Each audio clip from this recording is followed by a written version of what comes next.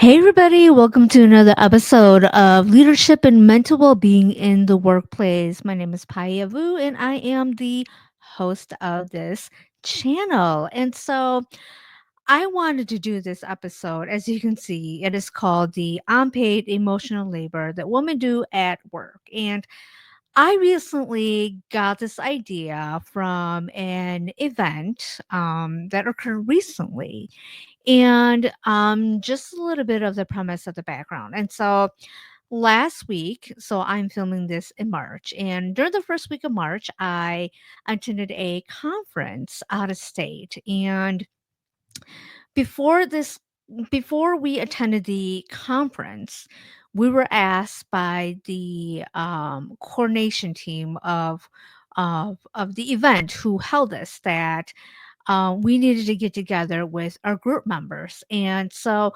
I was part of a panel five where we were going to talk about a certain topic. And before we were to meet in Las Vegas, where this conference took place, we were asked to meet with other panel members to really talk about our topic, how we wanted to have the panel go, what kind of questions we were going to ask, and so that we will all have an idea and be prepared when it was our time and our turn to present during this panel.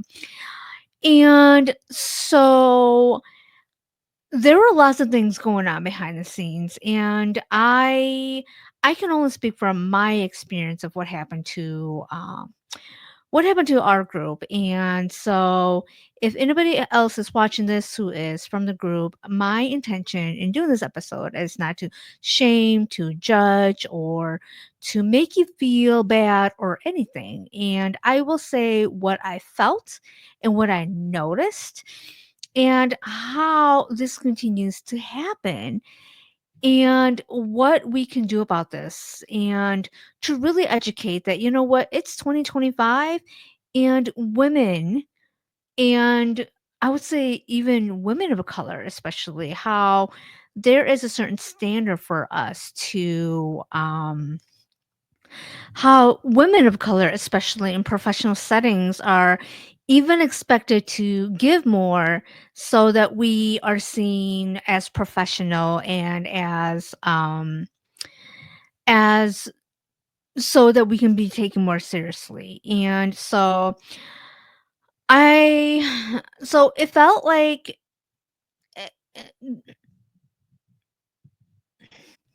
and so I'm just going to give a little brief background about what occurred. And so we were supposed to meet, and of course, I understand everybody's busy. Everybody's busy. We're all busy with life. We're all busy with work. And we had to find a time where most of us can get together to talk about this. And this meeting was going to be over virtual, as a lot of us, don't live in the same area. And it was so hard to find time for all of us to get together. And, you know, in my part, I'm not talking about anybody else. So in my part, I said, okay, here are the times that I'm available. I live in Central Time in the United States, and these are the times and days that I'm available. And I can be flexible if I need to be, and I'm willing to meet because I feel like this is a very important meeting to have, because I'm the type where gotta be honest, I like to know what I talk about before I go on stage or do anything. I tend to over prepare versus under prepare. Some people can whip it like that. With me, I prefer to be prepared, and I prefer to know what topic and what I will be discussing. That's just me. For anybody who can wing it, I I envy that, and I would say sometimes I'm able to do that. But for topics where I am expected to know about my topic and to present in front of an audience, a live audience, I just prefer to be prepared. And so we were trying to find times to meet, and we couldn't find a time. And then finally, one of the group members sent me an email, did not to see anybody, and just said, "Paya, can you please send out an invite? Set a time and invite all the group members to to come to this meeting. And I said, that's perfectly fine. And granted, this was on a Friday night at like 8:30 p.m. I don't work past Friday nights. And so for me to do this was like, okay, all right, I'm going to do this because this is important because we are meeting the following week. And so I knew that this was urgent. And so I was willing to, I have boundaries. I have really strong boundaries about when I work, when I will not work. And in this instance, I felt like, okay, this is a boundary that I'm willing to cross because we need to meet. We need to meet because the following week we are traveling to go to this conference. And so Friday night, I sent an invite, I sent an email, and I had about maybe one or two people who replied back and responded. And so I was requested to send out the meeting on a Saturday morning to for a virtual meeting to have this meeting occur. And I was like, you know what, that's fine. I will do whatever to ensure that we all can meet. And so we had this meeting, and so on Saturday morning, I woke up. I don't know about you all, but I don't work on the weekends, and to have a virtual meeting on Saturday, I was tired. I'm not gonna lie, I was very tired. And in my email, I said, "Hey, everybody, this meeting would take tops 30 minutes. We just want to, introduce ourselves, kind of have a process about what we're going to talk about and what we feel is important." And so about like 9 a.m., I logged into my computer. I was waiting for other people, and one person declined the meeting. They had a personal emergency that came up. Another person may have been flying, and so they didn't have access. Another person we didn't hear from. And so only one other person showed up. And so it was the two of us. And we introduced ourselves. We had a good meeting. We came up with a plan, and the other person that showed up was like very, very on top of it. They seemed like they knew what they were doing. They just seemed really confident, and they seemed like they knew how to do all of this. And I said, "Oh gosh." And I said, "You know, you seem like you know what you're doing. And can I asked, I'm like, are you able to take the lead on this? Are you able to take the lead on this to put a summary together and what we need from the other group members?" And this other person said, "Yeah, that's perfectly fine." I said, "Thank you." We had a very, very productive meeting. We figured things out, and we also said, okay, we have to have a timeline about when you need the stuff back, because if you don't do that, people may not respond in a timely manner. And in order for you to do your job on time, other people need to get their job completed so you can do your job. And we kind of joked and laughed. And I said, this really reminds me of my time in the hospital as a social work discharge planner, where I couldn't complete my job until somebody else did their job. And so when I became, I don't want to say demanding, but when I said, I need you to do your job so that I can do my job, so that we can get the patient out to a nursing home or discharge. So I need you to do this by like 12 noon so that I can set everything up. And so it very much felt kind of like that, where it was like a school project where two people did the work, and then everybody else just showed up for the sake of showing up, and then two people did all the work. And so we're like, okay, let's say that you need everything by Sunday night, and so that you can get everything ready because you are flying out Monday. And so we put that timeline and everything, and so that was like 30 minutes of unpaid work that I did. And the other person who was in the meeting said, "I can do all of this. I will put a summary up together, and here are things that we're gonna, discuss." And so she took like an hour or two out of her time on a weekend to do this. And so on Sunday, I'm like, okay, I need to do all my stuff. I need to put my summaries together, and I need to send that information out to the person who was do the coordination of this. And so even that took like an hour out of my time right there. So that's like an hour, that's like 2 hours out of my time on the weekend to do this. And so when we got to our conference and it was the day of our panel, um, our group finally met like 30 minutes before our panel time. And so during that meeting, things kind of went not how the person and I planned it because she had a plan that she wanted to do, and she had everything worked out. People sent the information that was needed to her. And then I would say during our meeting before our panel, things changed because somebody wanted to, and when I say somebody, I didn't mean that in a judgment way. I just said somebody. So I wanted to clarify that. And somebody said, um, because we had to choose a moderator um, to moderate like the panel and kind of take the lead. And so the intention was that the other person who came to our meeting, our virtual meeting, was going to be the moderator and was kind of guide the conversation.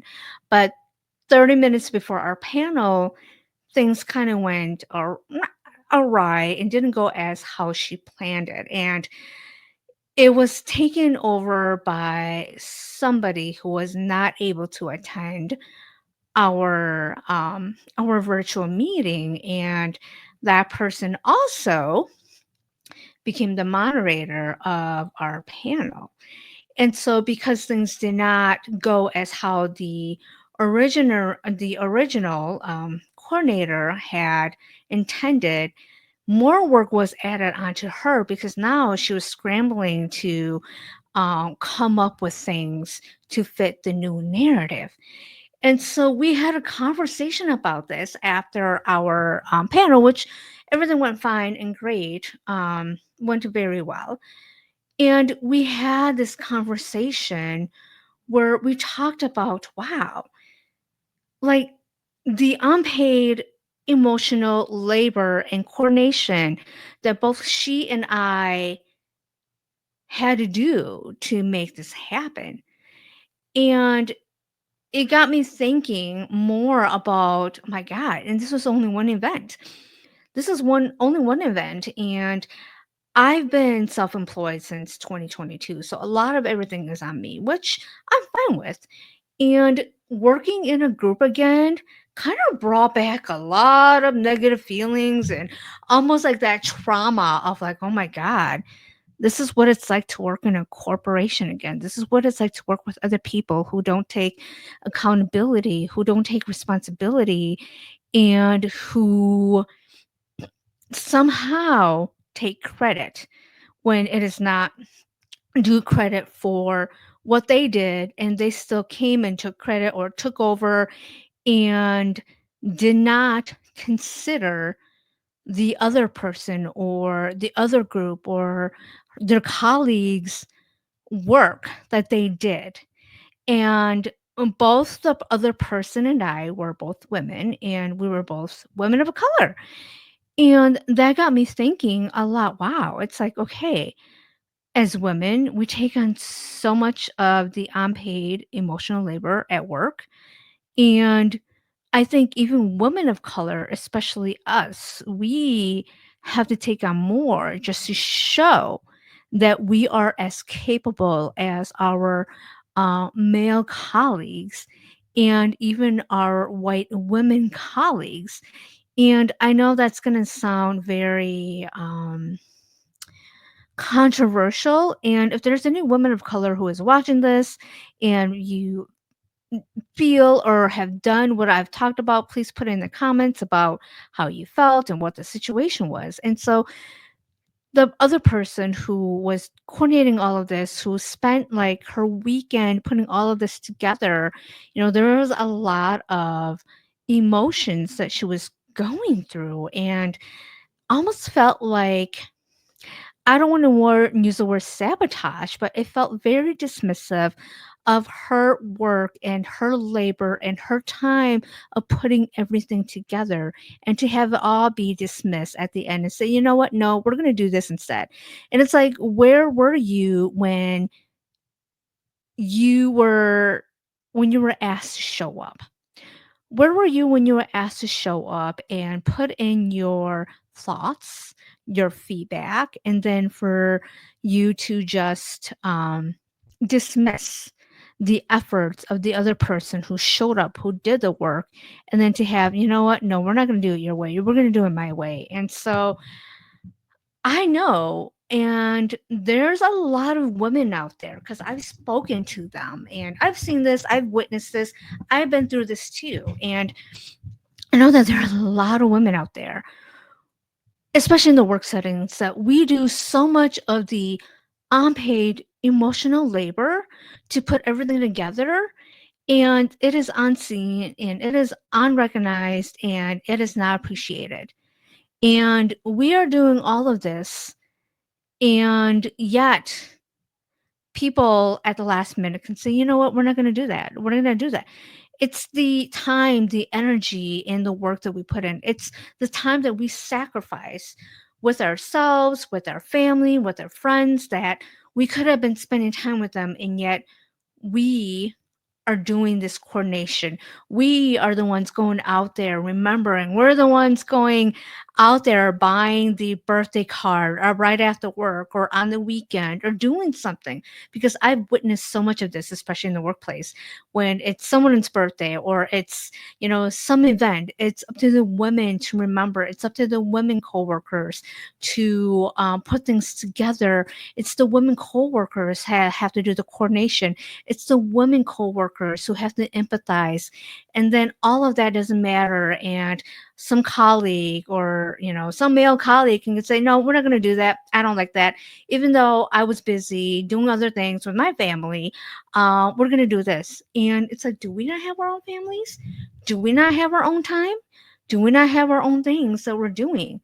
So we have all of this, but ours is so easily dismissed because it's seen as, well, that's part of what you do. So there's a lot of gendered stereotypes still ongoing, and that this recent event really reinforced all of this. And so I wanted to look more into this and what are the consequences and what are the outcomes of the unpaid emotional labor that women do in the work settings. And I've also had I've also interviewed someone on my podcast, Ty and Spencer, who talked about this as she was a woman who worked in a very male dominated field, which is, of course, a security. And I will link her episode down in the description box too, because she also talked about this, that as a woman, especially in a male dominated workforce, she had to do a lot of things that was more about the emotional labor and the communication and the empathy because she was a woman. And so there were a lot of things that were not recognized that women have to perform that unfortunately puts us back, especially when we are trying to get promoted or when we're trying to get a raise, because we do a lot of the unpaid emotional labor that does not get recognized on a yearly on your yearly, what do you call it? Oh my god.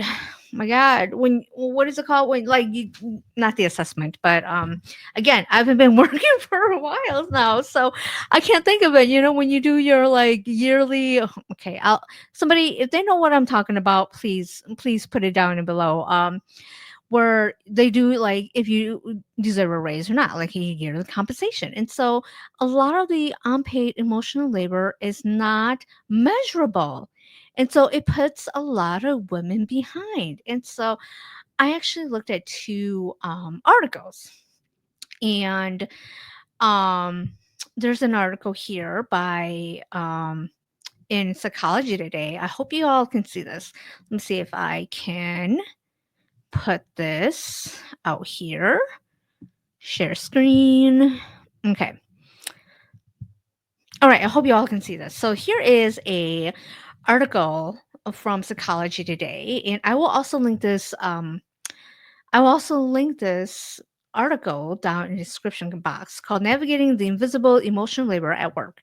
recognizing the underappreciated efforts of creating healthy work environments, and talks about the the the labor, the emotional labor that women do at work, and um what is emotional labor, and it's, prioritizing others' emotions and needs.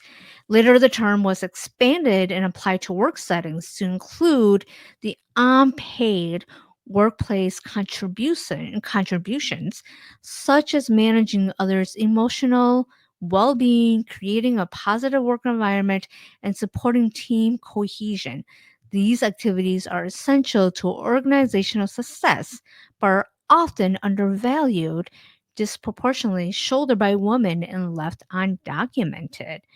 And so, in the short term, emotional labor improves organizational performance, work culture, and retention. However, the lack of recognition can lead to exhaustion, burnout, and resentment, and creates inequitable workload for doing this work, particularly women, especially those holding additional marginalized identities. Yes. And I talked about that too. It also reinforces gender biases and stalls career growth, as the invisible labor is rarely considered in performance appraisals or promotions. Yes, your yearly appraisal. That's what I was looking for. Thank you, Psychology Today, for reminding me what the word is called. And so it goes on to like address inequities in emotional labor and what people can do. And so here is the article. Again, I will also link this. But yeah, and so that got me thinking.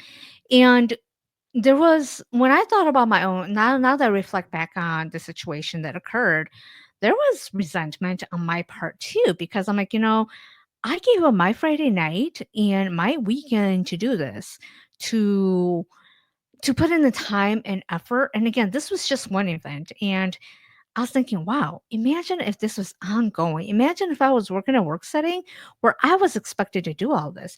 And of course, I would definitely have my boundaries. Since this was a learning experience, I also I'm planning to give my feedback to the coordinators of this event to really talk about, okay, we did this, and some of this I'm going to put back on you as the coordinators, the event coordinators, to have a better system of putting this together so that we're not the ones scrambling to put all of this together. And so definitely have your boundaries here. I'm going to stop sharing this one. Bear with me for a second here. I'm going to stop this. And there's another one that I wanted to show, the emotional labor, what it is. And so, uh,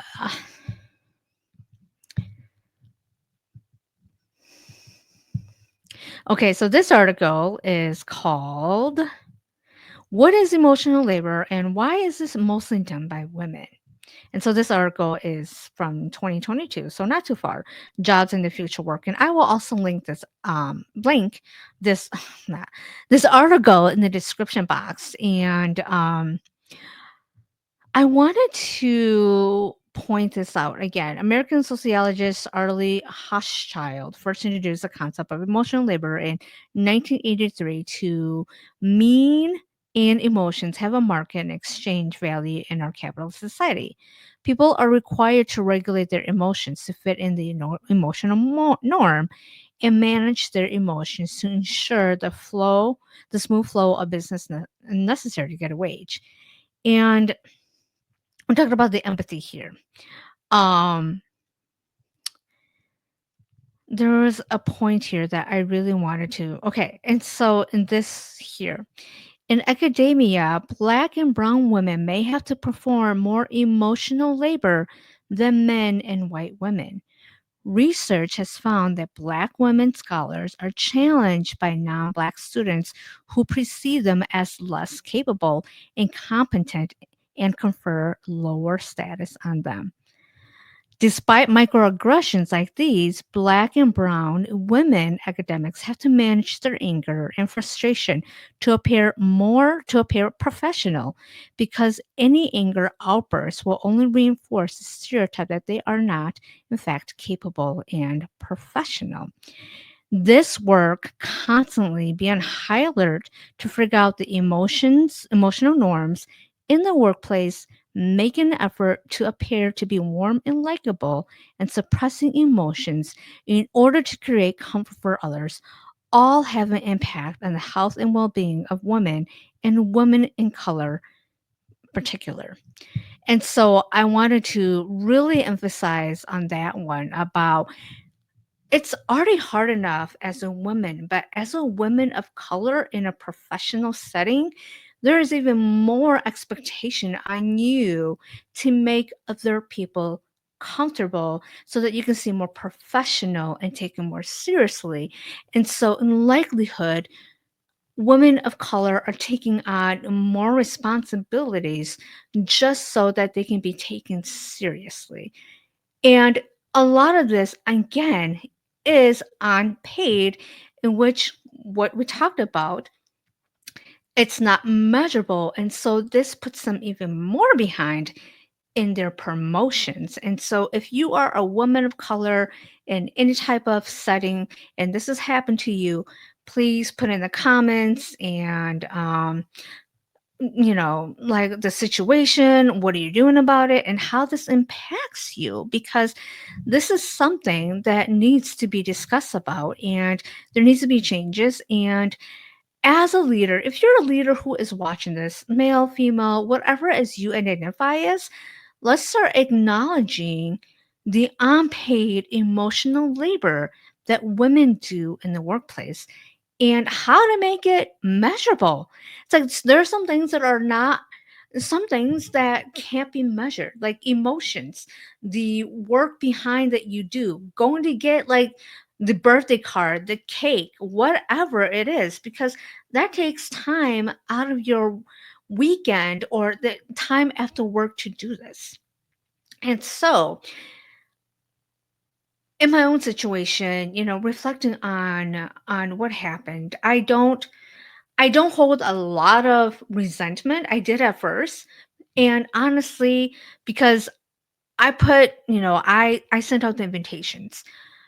And yet it's my other colleague, my panelist that I really felt for, because this person did the majority of the work, and at the last minute to have her feelings and her idea to be dismissed, and to say, I had, luckily, she was a very experienced person who was very good at this. And so she was able to come up with something quick.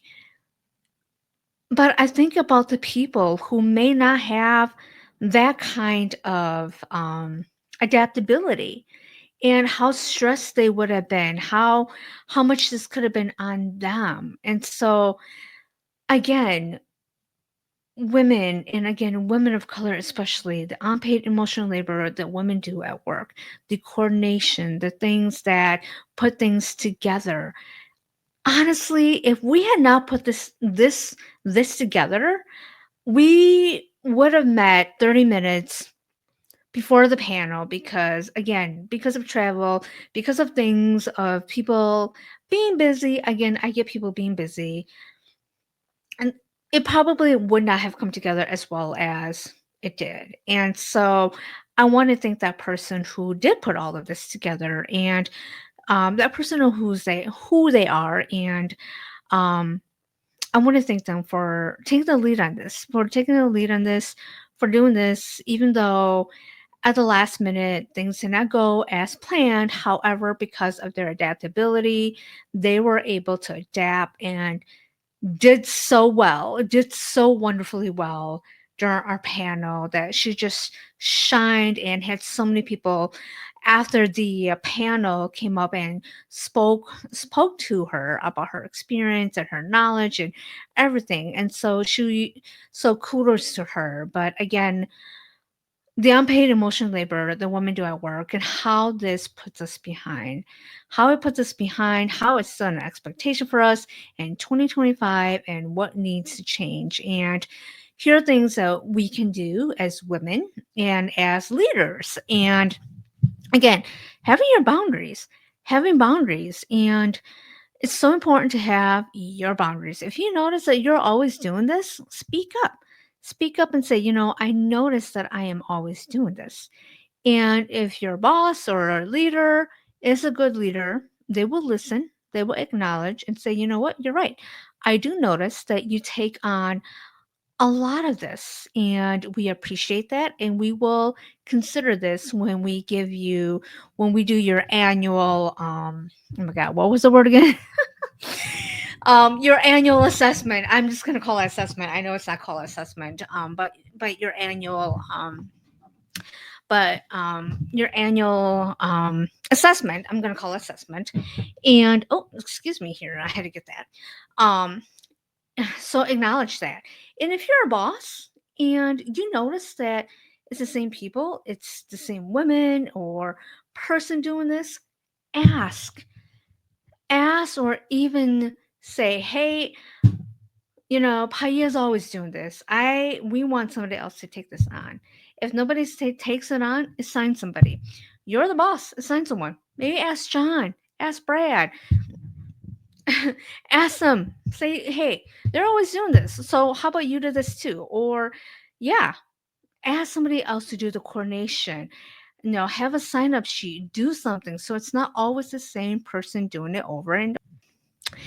And the last thing to consider is start valuing the emotional labor that your employee brings and put that in. Maybe that's something to put on the annual compensation assessment. So, you do a lot of um, behind the scenes work that we really appreciate, and we want to acknowledge that. We want to acknowledge all the work and all the support that you do to help our team, to help your colleagues, your coworkers, and we want to recognize you for that. So it's not the unpaid emotional labor, because I'm telling you, as a therapist, emotional work is a lot of work. It is so much work, and it doesn't seem measurable, because when you're working with emotions and